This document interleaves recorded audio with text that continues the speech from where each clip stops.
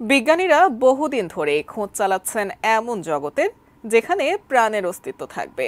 শুধু মঙ্গল গ্রহ নয়, তারা নজর রাখছেন মহাকাশের গভীরেও।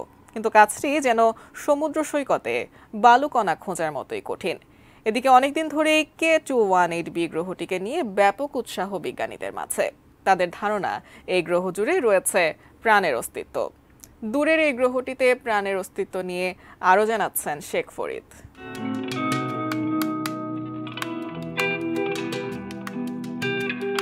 পৃথিবী থেকে ১২৪ আলোকবর্ষ দূরে লাল রঙা এক ক্ষুদে নক্ষত্রকে প্রদক্ষিণ করছে K218b নামে একটি গ্রহ। মার্কিন মহাকাশ গবেষণা সংস্থা নাসার বিজ্ঞানীদের দৃষ্টি এখন দূরের সেই গ্রহের দিকে।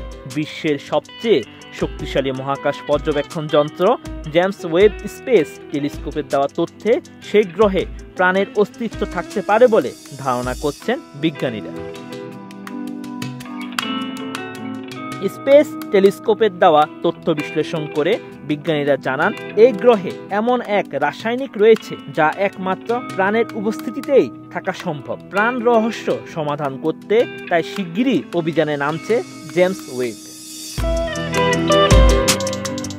অনেকদিন ধরেই K218b গ্রহটিকে নিয়ে উৎসাহ জন্মেছে বিজ্ঞানীদের মনে। প্রাথমিকভাবে তাদের অনুমান এই গ্রহ জুড়ে ছড়িয়ে রয়েছে প্রকাণ্ড জলরাশি। সমুদ্রের আকার এখানে পৃথিবীর 2.6 গুণ। পানির অস্তিত্ব মানেই প্রাণ থাকার সম্ভাবনা। সেই সঙ্গে ডাইমিথাইল সালফাইড বা DMS এর উপস্থিতি আরো মনোযোগ আকর্ষণ করেছে বিজ্ঞানীদের। ডিজাইন, এলিগেন্স, বিউটি, সেরা পণ্য সবার জন্য জেভিকো। এই গ্যাসীয় পদার্থটি প্রাণের অস্তিত্ব থাকার অন্যতম প্রমাণ। নাসার বিজ্ঞানীরা জানিয়েছেন, জীবদেহ থেকে DMS তৈরি হয়। অতএব K218bর বায়ুমণ্ডলে DMS এর উপস্থিতি যথেষ্ট ইঙ্গিতবাহী। যদিও এই গবেষণার প্রধান বিজ্ঞানী ক্যামব্রিজের জ্যোতির্বিজ্ঞানী নিক্কু মধুসূদন জানিয়েছেন, এত তাড়াতাড়ি কোনো সিদ্ধান্তে উপনীত হতে রাজি নন তিনি। তবে জেমস ওয়েব মহাকাশ পর্যবেক্ষণ যন্ত্রের দেওয়া তথ্য থেকে এই গ্রহে DMS থাকার বিষয়ে বিজ্ঞানীরা অনেকটাই নিশ্চিত। তবে আরও তথ্য বিশ্লেষণের প্রয়োজন রয়েছে বলে ধারণা করছেন নাসার বিজ্ঞানীরা।